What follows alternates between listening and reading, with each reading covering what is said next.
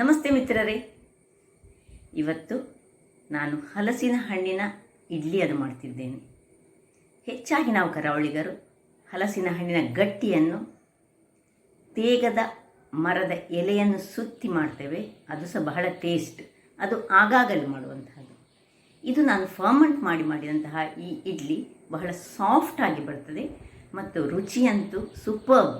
ಒಮ್ಮೆ ಮಾಡಿ ನೋಡಿ ವೀಕ್ಷಕರೇ. ಹಾಗಾದರೆ ಈ ಒಂದು ರುಚಿಕರವಾದ ಇಡ್ಲಿಯನ್ನು ಹೇಗೆ ಮಾಡುವುದು ಎಂದು ನೋಡುವ ಮೊದಲು ಯಾರೆಲ್ಲ ನನ್ನ ಚಾನಲನ್ನು ನೋಡ್ತಿದ್ದೀರಿ, ಯಾರೆಲ್ಲ ಇನ್ನೂ ಸಬ್ಸ್ಕ್ರೈಬ್ ಮಾಡಿಲ್ಲ, ದಯವಿಟ್ಟು ಸಬ್ಸ್ಕ್ರೈಬ್ ಮಾಡಿ ಸಪೋರ್ಟ್ ಮಾಡಿ ಅಂತ ಹೇಳುತ್ತಾ, ಈ ಹಲಸಿನ ಹಣ್ಣಿನ ಇಡ್ಲಿಯನ್ನು ನಾವು ತುಪ್ಪದಲ್ಲಿ ಹಾಕಿ ತಿಂದರೆ ಅದರ ರುಚಿಯಂತೂ ನಾನು ಹೇಳಲಿಕ್ಕೆ ಸಾಧ್ಯ ಇಲ್ಲ, ಅಷ್ಟು ರುಚಿಕರವಾಗಿ ಬರ್ತದೆ.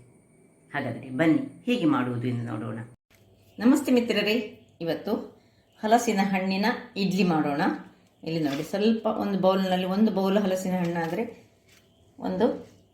2 ಲೋಟದಷ್ಟು ಅಕ್ಕಿ ತೆಗೆದುಕೊಂಡಿದ್ದೇನೆ.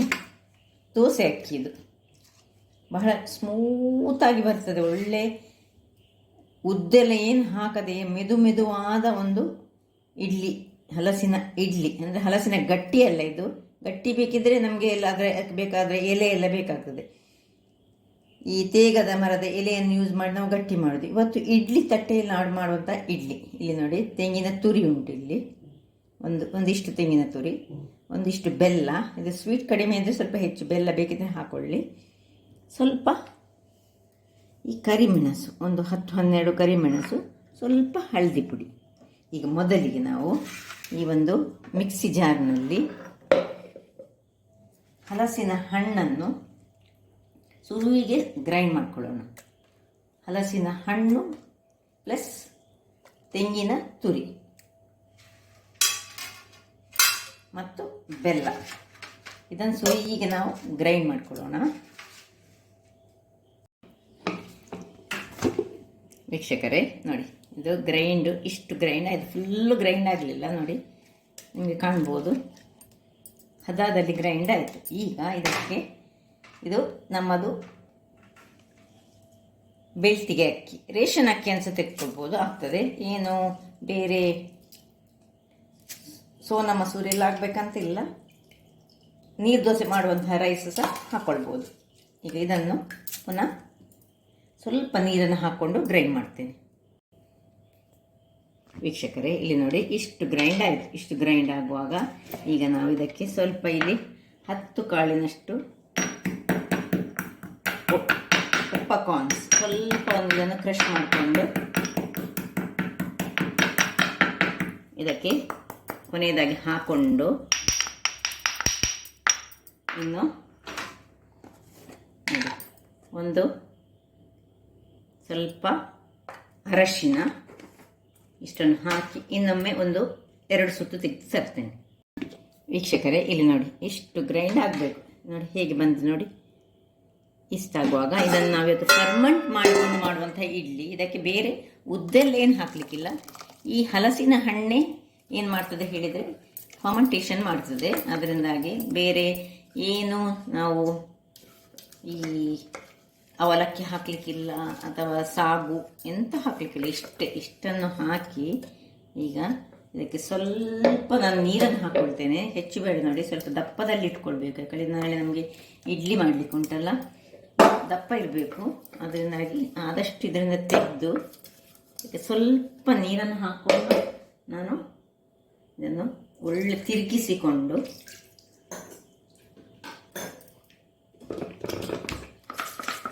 ನೋಡಿ, ಸ್ವಲ್ಪ ನೀರನ್ನು ಹಾಕ್ಕೊಂಡೆ ನಾನು. ನೋಡಿ ಇಷ್ಟು ಎಲ್ಲ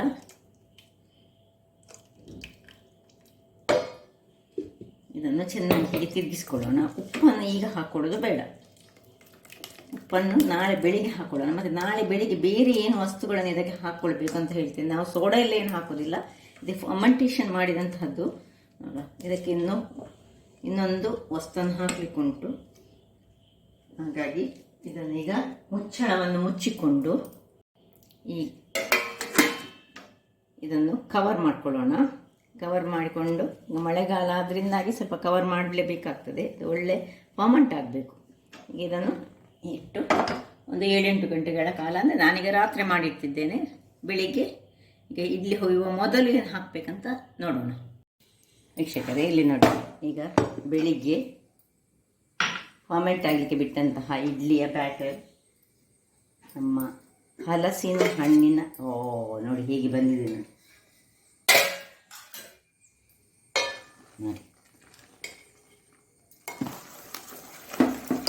ಈಗ ಸ್ವಲ್ಪ ದಪ್ಪ ಉಂಟು, ಅದಕ್ಕೆ ಸ್ವಲ್ಪ ನೀರನ್ನು ಸೇರಿಸ್ಕೊಳ್ಳೋಣ. ಈಗ ತಿರುಗಿಸಿಕೊಳ್ಳೋಣ ಸರಿ. ವೀಕ್ಷಕರೇ, ಈಗ ನೋಡಿ, ಇದು ಕೊಬ್ಬರಿ. ಇದನ್ನು ಹಾಕಬೇಕು. ಸಣ್ಣದಾಗಿ ಇದನ್ನು ಚೂರು ಮಾಡಿಕೊಂಡು ಹಾಕಿದರೆ ಬಹಳ ಉತ್ತಮ. ಸ್ವಲ್ಪ ಗಟ್ಟಿ ಉಂಟು.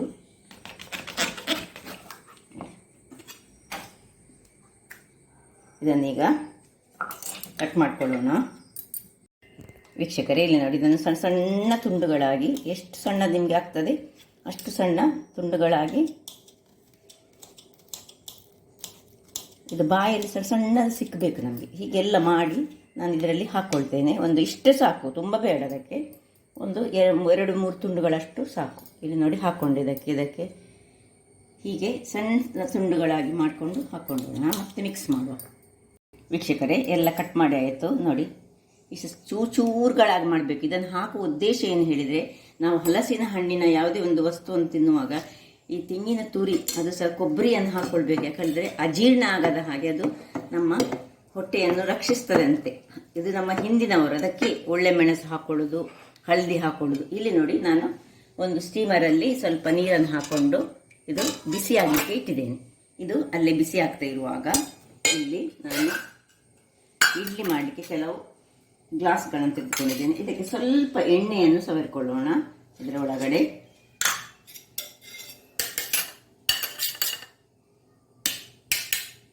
ಹೀಗೆ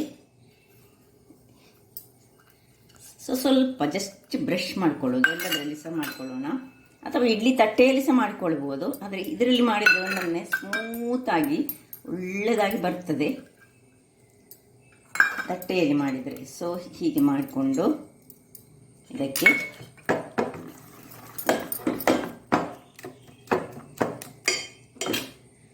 ಮುಕ್ಕಾಲು ಹಾಕಿದರೆ ಸಾಕು, ಅದು ಉಬ್ಬಿ ಬರ್ತದೆ. ಯಾಕೆಂದರೆ ನಾವು ಸೋಡಾ ಎಲ್ಲ ಏನು ಹಾಕಲಿಕ್ಕಿಲ್ಲ ನೋಡಿ. ಒಳ್ಳೆ ಮೆಣಸು ಸಹ ಅದರಲ್ಲಿ ಕಾಣ್ತಾ ಉಂಟು. ಇದಕ್ಕೆ ನಾವು ಏಲಕ್ಕಿಯನ್ನು ಹಾಕೊಳ್ಳೋದಿಲ್ಲ, ಕೆಲವರು ಹಾಕ್ತಾರೆ. ಆದರೆ ಏಲಕ್ಕಿ ಯಾಕೆ ಹಾಕೋದಿಲ್ಲ ಹೇಳಿದರೆ, ನಮಗೆ ಈ ಹಲಸಿನ ಹಣ್ಣಿನ ಫ್ಲೇವರೇ ನಮಗೆ ಸಿಕ್ಕಬೇಕಂತಿದ್ರೆ, ಇಲ್ಲದೆ ಸ್ವಲ್ಪ ನಮಗೆ ಏಲಕ್ಕಿಯ ಫ್ಲೇವರ್ ಬರ್ತದೆ ಅದರಲ್ಲಿ. ಅದರಿಂದಾಗಿ ಮುಕ್ಕಾಲುಗಳಷ್ಟು ನಾವು ಹಾಕ್ಕೊಂಡು ಇದನ್ನು ಬೇಕಿದ್ರೆ ಬಟಲಲ್ಲಿ ಸಹ ಹಾಕ್ಕೊಂಡು ಮಾಡ್ಕೊಳ್ಬೋದು. ಹೀಗೆ ಸಹ ಹಾಕ್ಕೊಳ್ಬೋದು. ಈಗ ಎಲ್ಲವನ್ನು ಇದರ ಒಳಗೆ ನಾನು ಇಟ್ಕೊಳ್ತೇನೆ ನೋಡಿ. ಮುಕ್ಕಾಲು ಸಾಕದು, ಫುಲ್ ಆಗ್ತದೆ ಮುಕ್ಕಾಲು ಹಾಕಿದರೆ. ಉಳಿದದನ್ನು ಇದರ ಮೇಲೆ ಪ್ಲೇಟಲ್ಲಿ ಹಾಕ್ಕೊಂಡು ಸಹ ಇಟ್ಕೊಳ್ಬೋದು, ಅಥವಾ ನೀವು ಅದರಲ್ಲಿ ಮುಳ್ಕ ಸಹ ಮಾಡ್ಕೊಳ್ಬೋದು. ಆದರೆ ಮುಳ್ಕ ಒಳ್ಳೆ ಬರೋದಿಲ್ಲ, ಯಾಕೆಂದರೆ ನಾವು ತುಂಬ ಫೈನ್ ಮಾಡಿದ್ದೇವಲ್ಲ ಬ್ಯಾಟರನ್ನು. ಈಗ ಉಳಿದದನ್ನು ನೋಡಿ, ಈ ಸಣ್ಣ ಬಟ್ಟಲಿಗೆ ಎಣ್ಣೆಯನ್ನು ಸವರಿಕೊಂಡು ನಾನು ಬಟ್ಟಲಲ್ಲಿ ಸಹ ಮಾಡ್ಕೊಳ್ಬೋದು, ಇಡ್ಲಿಯಾಗಿ ಸಹ ಮಾಡ್ಕೊಳ್ಬೋದು, ಯಾವ ರೀತಿ ಸಹ ಮಾಡ್ಕೊಳ್ಬೋದು ಇದನ್ನು. ಅಥವಾ ಸ್ವಲ್ಪ ದಪ್ಪದಲ್ಲಿ ಕಸದಲ್ಲಿ ಕಡಿದು ನಾವು ಏನು ಮಾಡಬೇಕು ಹೇಳಿದರೆ, ಈ ತೇಗದ ಎಲೆ ಉಂಟಲ್ಲ ಅದರಲ್ಲಿ ಇಟ್ಟರೆ ಸಹ ಅದು ಗಟ್ಟಿ ಆಗ್ತದೆ. ಇದು ಇಡ್ಲಿ ಒಂದೊಮ್ಮೆ ಫರ್ಮೆಂಟ್ ಮಾಡಿದ್ದು, ಅದನ್ನು ನಾವು ಫರ್ಮೆಂಟೇಷನ್ ಮಾಡೋದಿಲ್ಲ, ಆಗಾಗಲೇ ಕಡಿಯುವುದು, ಆಗಾಗಲೇ ಮಾಡೋದು. ಇದನ್ನು ಹಾಕ್ಕೊಂಡು ಈಗ ಇದರಲ್ಲಿಟ್ಟು ಬಾಯನ್ನು ಮುಚ್ಚಿಕೊಳ್ಳೋಣ. 15 ನಿಮಿಷಗಳ ಕಾಲ ಬೇಯಿಸ್ಕೊಳ್ಳೋಣ. ವೀಕ್ಷಕರೇ, 15 ನಿಮಿಷಗಳ ಬಳಿಕ ಈಗ ಇದನ್ನು ನೋಡಿ, ಕಾಣಿಸ್ತಾ ಇರ್ಬೋದು ಹೇಗೆ ಉಬ್ಬಿ ಬಂದಿದೆ ಅಂತ. ಒಂದೊಂದಾಗಿ ಇದನ್ನು ತೆಗೆದುಕೊಳ್ಳೋಣ ದಾನಕ್ಕೆ ನೋಡಿ.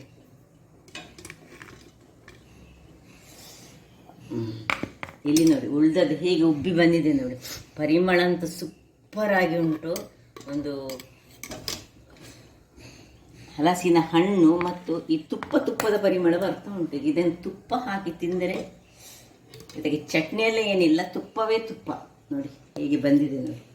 ಎಲ್ಲವನ್ನು ಹೀಗೆ ಹೊರಗೆ ತೆಗೆದಿಟ್ಟುಕೊಂಡು ನಾವು ಇದನ್ನು ತಣ್ಣಗಾಗಲಿಕ್ಕೆ ಸ್ವಲ್ಪ ಬಿಡೋಣ.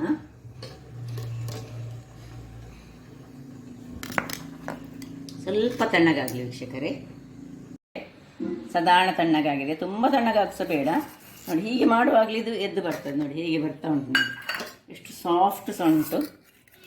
ಮುಟ್ಟುವಾಗಲೇ ಹೊರಗೆ ಬರ್ತಾ ಉಂಟು ತಣ್ಣಗಾದ ಕೂಡಲೇ. ಸ್ವಲ್ಪ ಇದು ಬಿಸಿ ಉಂಟು.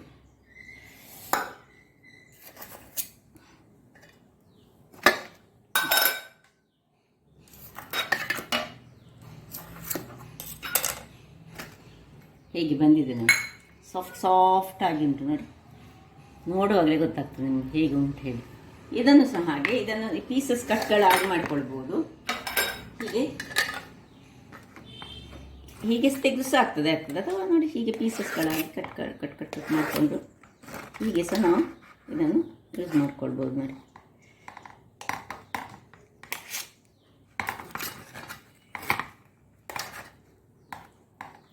ಏನು ಚೆನ್ನಾಗಿ ಬರ್ತದೆ.